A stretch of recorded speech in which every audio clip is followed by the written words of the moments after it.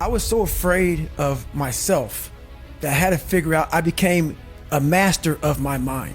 So what I realized, when I get to that point where I want to quit, everybody, they get to the point where they want to quit. This is what happens. The mind tells you, let's go home. Let's take a warm shower.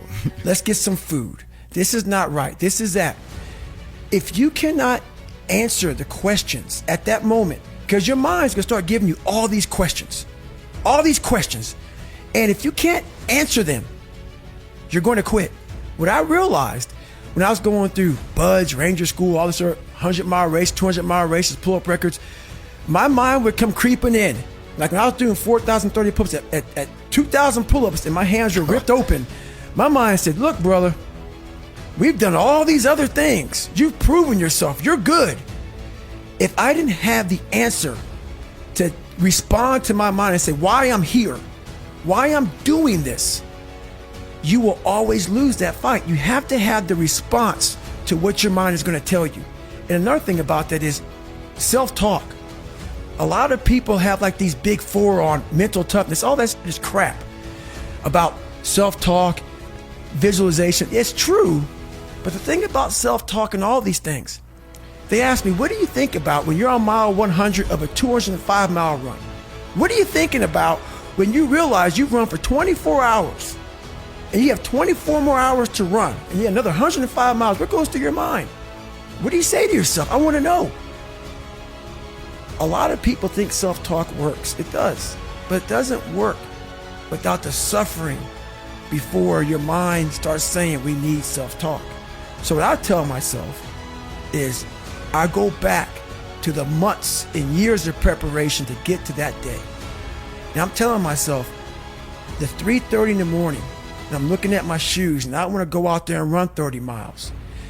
I have to, in that second, in that moment of this self-talk, my mind saying, you got to find more, you got to find more. I once again calm down, go back into my mind, in my cookie jar, I call it, and I have to reflect back on the shit I did to get here.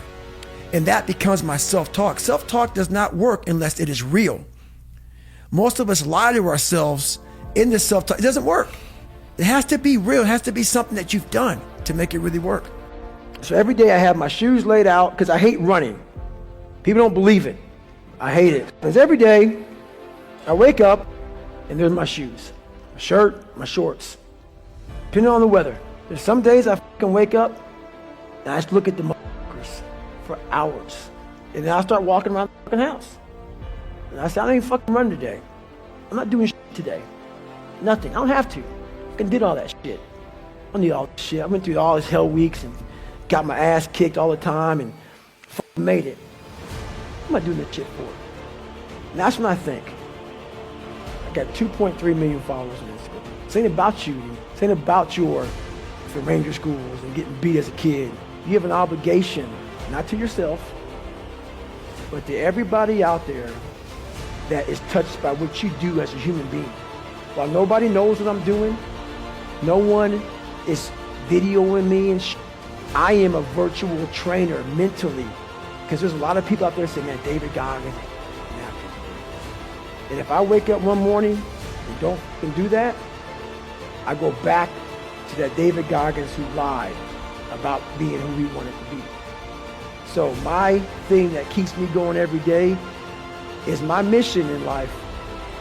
Wow, I did not choose it. I'm an introvert and I hate what we're doing even right now, is to always stay the course.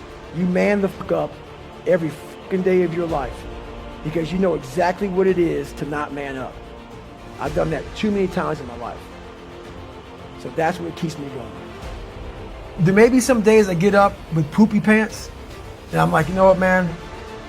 Like, what am I training for? I have no race in the docket.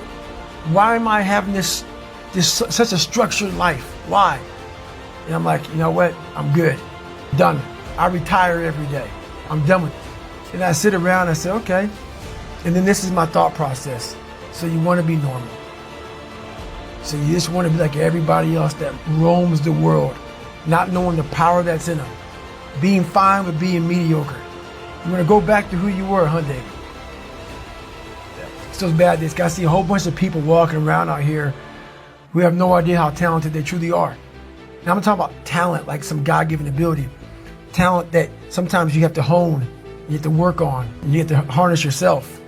And they just walk around just on their phones, just clueless to how powerful they are. You have to be able to break this very big thing into very small pieces. What makes people quit, stuff like you talk about, the whole SEAL Fit thing and different challenges like Hell Week and Ranger School and 100-mile races and stuff like that is, like for instance, I ran 205 miles in 39 hours. Can you imagine what your mind is thinking at mile 100 of a 205-mile race?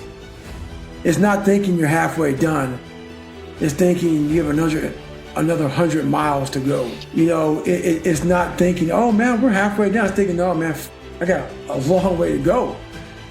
And so you have to be able to really chunk these things down and not allow your mind to get away from you at the worst times. So I became an expert at doing just that. I have a story to tell, as we all have a story to tell. And what I realized on my journey was a lot of us don't believe that we can achieve the impossible. And along my journey, I started realizing, man, I gotta fucking tell some people about this shit, man. Like, I discovered something that some people have, but they don't even fucking know. All of us have it. Along this way, I wasn't, like I said, I wasn't a theorist. I became a practitioner. And I was like, my God, I'm busting down so many barriers of, like, I have a learning disability. Okay, but I'm catching up with everybody. I figured that out. I figured out all these negative things in my life that were keeping me in this hole. I'm like, I gotta tell people, man, that, hang on a second, man. You can fucking achieve the absolute impossible. You don't need great parents. You don't need like a private school. You don't need to have this humongous GPA and all this other shit. What you need is the one thing I talked about in my book, which is straight up brutal work ethic. You have to be willing to outwork everybody in the world. And that's the hard part.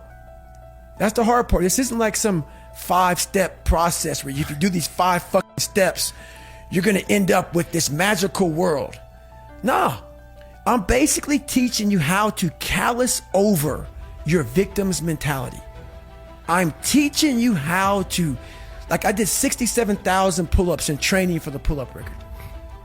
I was seriously callousing my hands to protect them. What I'm trying to do with people is teach them how to find more of themselves to where they empower themselves. I'm all about the underdog. So that's what the book's all about, man. It's all about having that step process, and I had to share this with people. Growing up, I was the weakest person in the world, I thought, in my mind. And the most important conversation is the one you have with yourself. So when you think that, it becomes truth. I do believe now there's not many people on the planet who can do what I do. I don't do it for money. I don't do it for fame. I don't do it for a professional sport. I don't do it for a trophy. I don't know many people who get up and get after it like I do on a daily basis for absolutely nothing. No one sees me. No one knows me. No one knows half the shit I do on a daily basis. And I don't know of anybody who would do it for nothing. Just for nothing. Just for pure fact of I'm trying to get harder and tougher mentally and physically every day of my life.